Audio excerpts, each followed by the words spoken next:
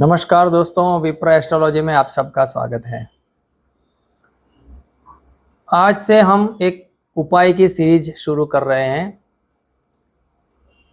ज्योतिष में उपाय बहुत सारे होते हैं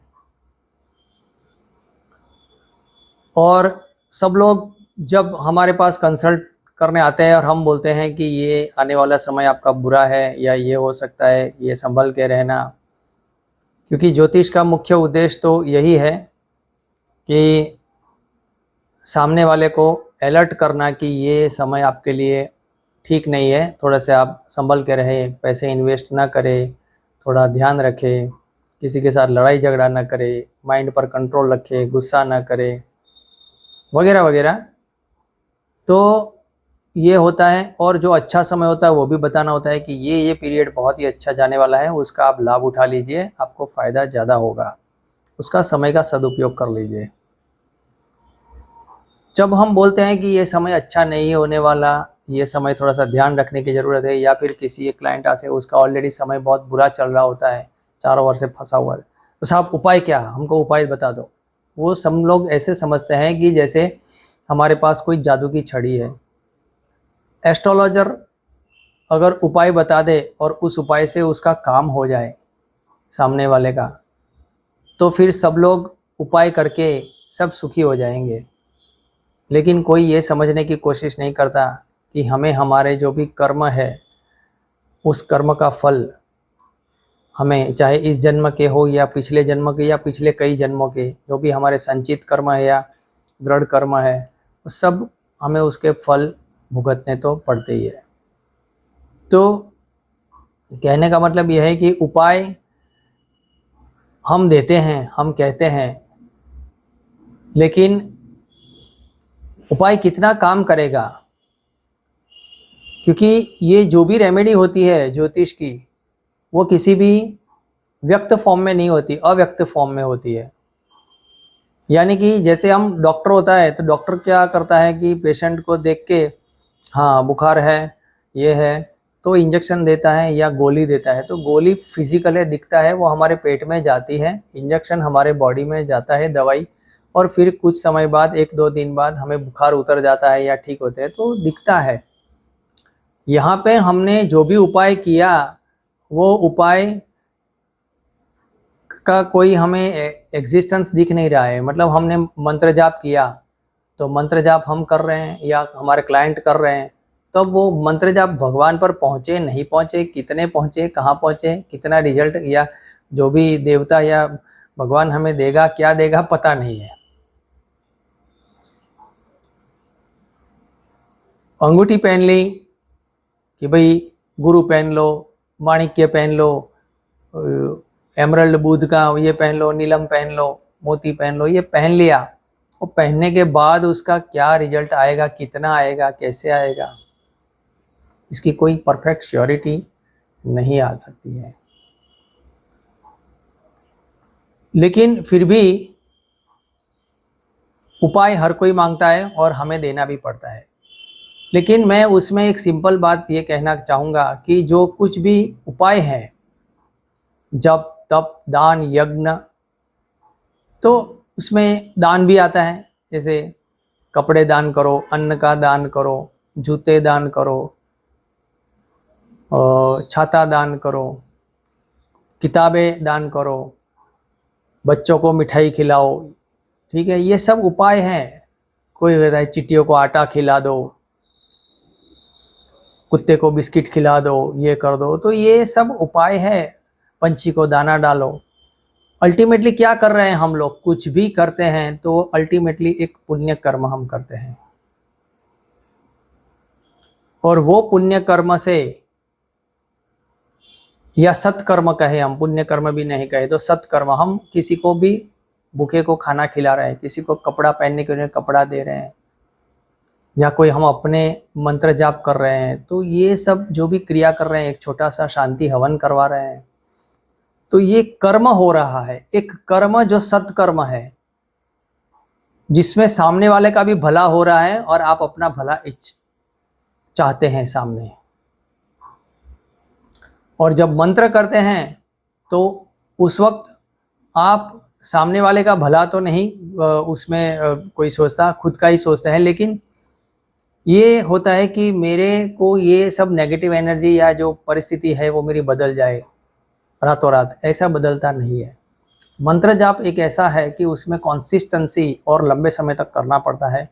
इससे हमारे मन को सही दिशा, सही मार्गदर्शन मिलता है और हमको ये परिस्थिति से लड़ने की एक स्ट्रेंथ मिलती है।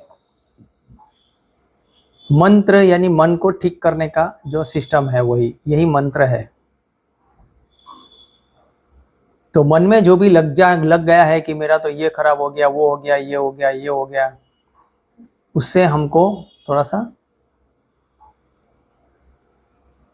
हटाता है और एक्सेप्ट करने का सिखाता है कि हाँ ये होता है, तो उससे हमें फेस करना है, उससे हमें लड़ना है, उससे हमें ओवरकम करना है, उससे डरना नहीं है, उससे हमें ज़्यादा माइंड पर लेना नहीं है, बहुत ज़्यादा टेंशन करना नहीं है। उसको किस तरह से हम फेस करें, किस तरह से हम उसको ओवरकम कर ले इस परिस्थिति को, ठीक है। तो हमें माइंड को प्रॉपर स्टेबिलिटी पे लाता है। ये नहीं होता कि हमने मंत्र जाप कर दिया, भगवान आके हमारा कुछ भला कर देंगे। जो आपके ग्रह, नक्षत्र, आपका गोचर वगैरह जो कुछ भी दिखा रहा है और जो कुछ भी है आपके दशा वगैरह में, पीरियड में, वो आपको कहीं ना कहीं कुछ ना कुछ भुगतना तो पड़ेगा ही। अब ये सब बहुत अलग अलग प्रकार के जो उपाय है, उसमें खासकर मैंने देखा है कि कोई वनस्पति के उपाय नहीं करता, जबकि वनस्पति एक जीता जागता सबूत है। हमारा साइंस भी एक्सेप्ट कर रहा है कि वनस्पति में जीव है, वो जिंदा है। फर्क यह है कि वो चल नहीं सकता, फिर नहीं सकता, बोल नहीं सकता, लेकिन हम आदिकाल से कुछ पेड़ों की पूजा करते आए हैं। जैसे पीपल का पेड़, किसी भी मंदिर में जाओ तो नॉर्मली वहाँ पर एक पीपल का पेड़ होता है, एक बरगद का पेड़ होता है। तो पीपल का पेड़ जाके लोग प्रणाम करते हैं, प्रार्थना करते हैं।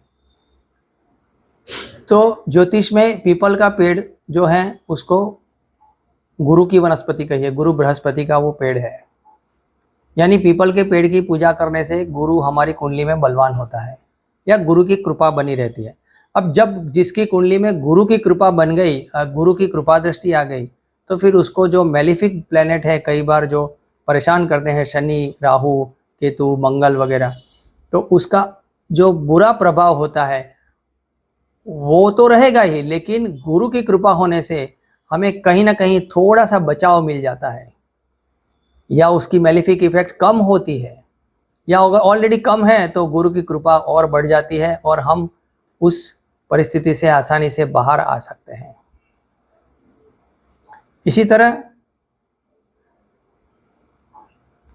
एक और वनस्पति है, वो भी उतना ही पेड़ पवित्र है, शुक्र का, जिसको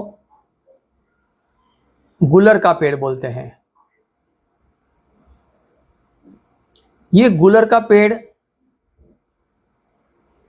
शुक्र का पेड़ है और नक्षत्रों में ये कृतिका नक्षत्र का भी पेड़ है। उसको दूसरा उदुम्बर भी बोलते हैं। और आप सब जानते हैं कि गुरु बृहस्पति वो आपको ज्ञान और मोक्ष के कारक है, जबकि शुक्राचार्य वो वैभव और भोग के कारक है।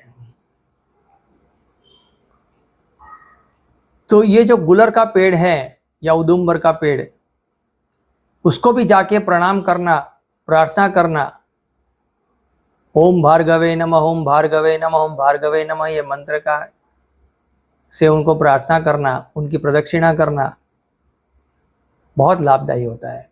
जितना लाभदायी आपको पीपल से पेड़ से लाभ मिलता है, उतना ही लाभ वहां से भी मिलता है। वहां से आपको धन वैभव की प्राप्ति होगी,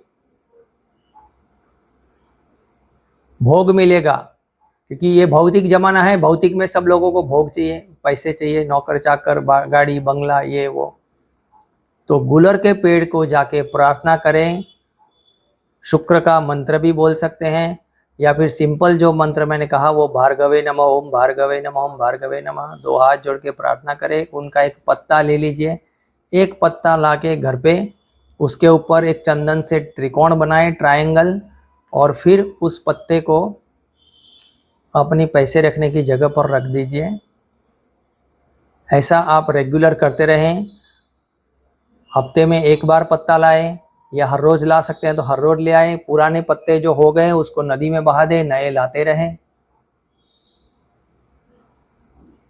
कहने का मतलब आपकी पैसों रखने की जगह पर ये रेगुलर उदुम्बर का एक पत्ता लाके घर पे त्रिकोण बनाना है, ट्रायंगल, चंदन से, और ओम भार्गवे नमः, ओम भार्गवे नमः का मंत्र बोलते बोलते फिर उसको रख देना है। ये प्रयोग से आपके जो आर्थिक समस्या है, यानी पैसों की जो समस्या है आपकी, वो आपको कहीं ना कहीं ज़रूर थोड़ी ठीक होती हुई नज़र आएगी। और धीरे धीरे आपको जो भी व्यापार नहीं चल रहा है तो व्यापार ठीक ठाक चलने लगेगा। आपको नौकरी नहीं है तो कहीं नौकरी की व्यवस्था हो जाएगी। कहने का मतलब यह है कि आपको आर्थिक जो आप परिस्थिति से जूझ रहे हैं उसमें अवश्य सहायता होगी। और कई बार तो क्योंकि शुक्र का पेड़ है तो आपको संतान प्राप्ति में भी आपको बहुत ही अच्छा लाभ प्राप्त हो सकता है। तो आज ये मैंने ये बात किया है। आशा रखता हूँ ये उपाय का ये एपिसोड भी आपको पसंद आया होगा। आने वाले एपिसोड में हम और भी वनस्पतियों के और भी अच्छे अच्छे उपाय की हम बात करेंगे। मेरे साथ जुड़े रहे, चैनल को सब्सक्राइब जरूर कर दीजिएगा। बहुत बढ़िया इन्फॉर्मेशन आने वाले समय में आ रही है। और लाइक कर दीजिए और अपने दोस्तों में शेयर भी कर दीजिए। बहुत बहुत धन्यवाद। नमस्कार।